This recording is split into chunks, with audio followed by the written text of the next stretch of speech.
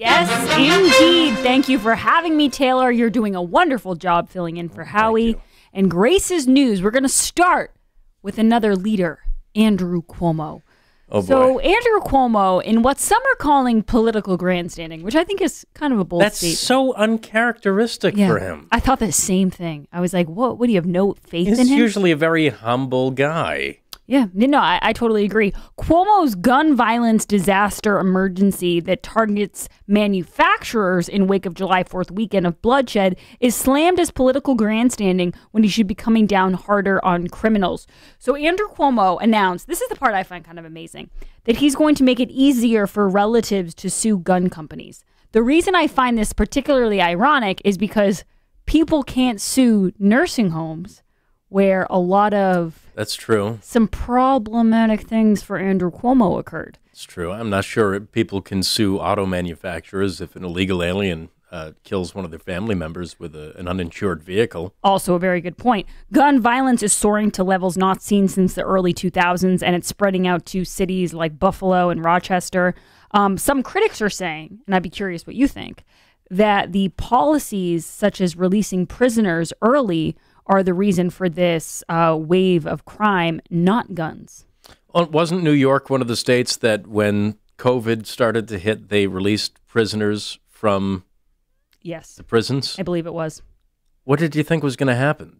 They were just going to thank the good Lord above and start a new life? I think that was the hope, probably. No. Also, though, we should take a little bit of this Cuomo sound. I want to start with cut 10. Because this is the state. When it sees an injustice, we don't look the other way. We write a book about it. Yeah, I was going to say, tell that to all your former employees who are suing you for sexual harassment. When we talk about injustice, we sell it to a publishing company and make millions of dollars on it. And then we make our employees sing Danny Boy. Make me give you your cell phone number. Oh, God. I know. He has he has zero self-awareness. No, he doesn't. Speaking of New York and New York City specifically, Eric Adams is declared the winner of the primary, most likely next NYC mayor. So this was on the cover of the New York Post today. Eric Adams, former police officer, he is probably going to be mayor of New York City. I have high hopes for him, mostly because he cannot be any worse than Bill de Blasio. I don't think anybody can be much worse than Bill de Blasio. We need to find out the details of Eric Adams' day. What time does he wake up? Oh, yeah, because if it's before 11, he's already got de Blasio beat. What time does he go to the gym? How long are his walks midday? What time is his nap? Right. How many tokes does he take before going back to the office? These are important questions. Will he eat a cheeseburger on top of a microphone? Along with fries. Yeah, these are important Wash questions. it down with a Dr. Pepper. Adams emerged narrowly ahead of Catherine Garcia. She's the former de Blasio hack. 50.5% to 49.5%. I'm sure that has to do with more of ranked choice voting than actual, it being a close race. Yeah, I was looking at the tolls, the tallies rather, and eliminated, and this person got these votes, and I don't know how any of that got snuck into our elections. It's so insane. It's like we're overcomplicating things to make them more simple. It's not even it overcomplicates them, but it's such an unfair advantage. Those people didn't earn those votes. Yeah. No, tell it to Bruce Poliquin. Yeah. If you're not going to earn the votes, you don't get to continue in the race. I also love how they want to enact this more complicated, easily messed up way of voting, but then they can't even clear out the 135,000 votes from the system before people come in to vote. It's like maybe just start with the basics, Well, maybe they were just hoping that nobody caught it. That's what I think was going on. But Eric Adams caught it. Maybe that's why he won.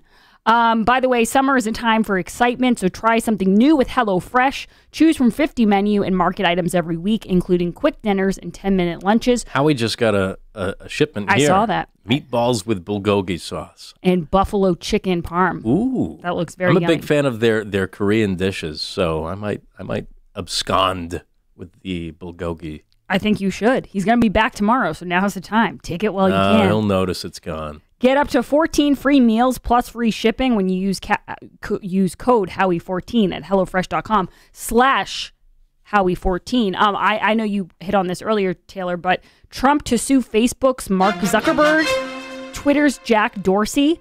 Trump made this announcement today. I think people have different opinions on whether or not it's going to be a good move. Some people think it's just going to dredge up January 6th over and over and over again. Yeah, I think it's something that had to happen. I mean, there was no universe that existed where Trump wasn't going to sue Twitter and Facebook and Google for, first of all, suppression of information, and second of all, infringement on his First Amendment rights. And many other people's. It's a class action lawsuit, and he says thousands of people have already joined on and are looking to join on. And he claims it's the biggest class action, the likes of which nobody has ever seen before. That's true. We'll see. I was dead on. But yeah, I think this is if it gets to court. It's just going to dredge up a lot of the January 6th. They're going to look at his last tweets. What was the straw that broke the camel's back for Twitter and Facebook and Instagram? But he even said it himself. The straw that broke the camel's back wasn't really his worst straw. He's had way worse straws before. Yeah, I can't disagree with that, and neither can he. He's had a couple tweets about Stormy Daniels that I thought were going to push people over the edge. It's not going to be just his tweet. It's going to be his tweet in juxtaposition with the photos of the flashbangs going off in front of the Capitol, the broken windows, the horn guy, the trashed furniture, the crowbars, and Andy Kim cleaning up trash with his blue suit, all of that. His J. Crew blue suit. And that's how this is what our president did to stop it. Well, first of all, you all were complaining that he was on Twitter giving out, not public information, but talking to the public directly. You were complaining about that. But now when he has a platform to do it, and you say he didn't communicate well enough through Twitter to stop this quote-unquote insurrection, now you have a problem with it. Right. No, you're right. And it will be interesting. I think that if I know Trump, which I think I do, he probably has a plan on how he's going to really put this unfairness on a huge scale so people can see just how this was rigged against him. Because it wasn't just January 6th. I mean, this stuff was happening. They really did tilt the scale towards Biden in a way that I don't think a lot of people thought was possible, including Twitter with the Hunter Biden stuff. Did you get to play that cut earlier about Hunter Biden? No, go ahead. This is Trump's talking about the worst of them all. Wasn't even about him. It was about Hunter's laptop and Jack Dorsey really suppressing that information from Twitter. This is cut 19. The laptop from hell. They didn't want to. You look at that thing. There is more criminal activity on that laptop than Al Capone had if he ever had a laptop. Would like to give Al Capone one, but he was a baby compared to what I was able to see. Yeah, and I'll never forget the interview that Trump did with Leslie Stahl, where he was like, why don't you guys want to talk about the laptop? We can't report on that. We don't know that. We can't verify it. Well, why don't you verify it? We can't. We can't. New York Post certainly had no trouble verifying it. No, New York Post. Daily Mail has not had any trouble verifying it. It's really, really sad. That was an October surprise, and it just didn't get any attention. Where did they think all these pictures were coming from? Of his jacked up teeth in the dentist's office. Do you think somebody else just was holding on to that selfie? Him in a bathtub. These are pictures that haunt me at night. Oh, yeah, you and me both, brother. This is nightmare fuel. It really is. And it's not over, Taylor. Don't look it up. Every day you go on the Daily Mail, there's a new little batch of photos. Yeah. Did you hear about yesterday when he was saying that prostitutes I saw a headline. Yeah, I saw that headline. He's an expert. He's a jack of all trades. You think, okay, he's really going to start focusing on the straw concentric circle paintings. And that's where, or he's a locomotive expert. Like, you always think he's found his spot. Mm-hmm. And then you realize, no. He has so many he's talents. An entrepreneur. Yeah. He's always looking for those opportunities. He's a Renaissance man. Yeah. One last thing, not that I need to tell anyone this. I'm sure a lot of you have noticed this on your rides into work, but gas prices have surged 40% under Joe Biden, and they're getting worse. After the price of gas clocked in at its most expensive since 2014, prior to the July 4th weekend, at an average of $3.11 a gallon, a report from Tuesday indicates a 2-cent increase to $3.13 a gallon. It's gotten to the point I don't even look at the price anymore. I have to put fuel in the car in order to get to work. Is there gas in the car? How would you want me to do that if you were here? Yeah, I don't look at the price anymore. I just fill it up. That's it. I got to go. Well, actually, I'm glad you brought that up because John Berman did ask Jen Psaki about this. I played it earlier in my show, but I think it's worth replaying for your audience. Cut 12.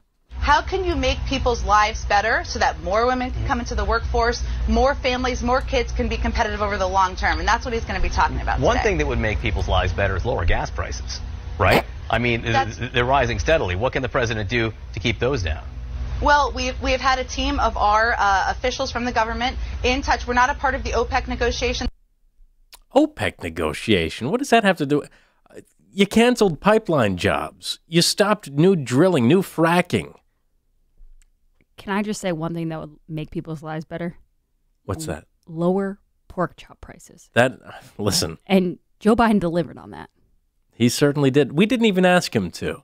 I didn't, I don't think anybody cast their vote for Joe Biden saying, this is the man I want to lower my pork chop prices, but by golly, he got it done. He did it.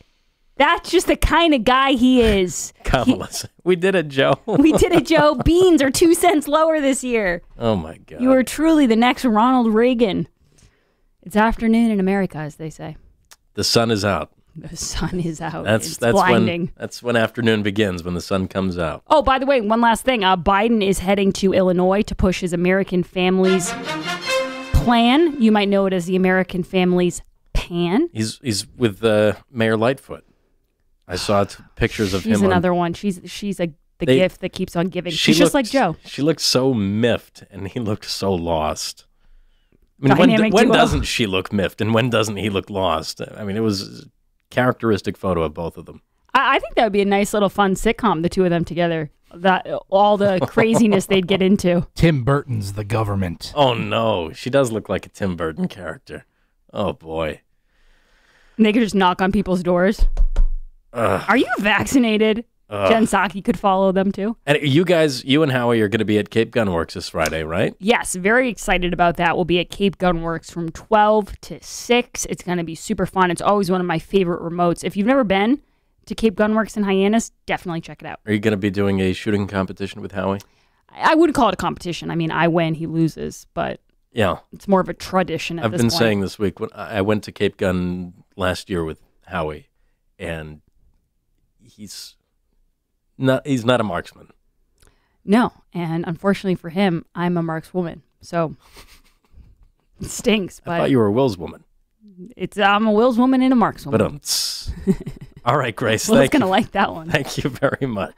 Bye, guys. 844-500-4242. We'll be right back. You're listening to The Howie Carr Show. Don't touch that dial. Howie Carr will be back after this. This hour of the Howie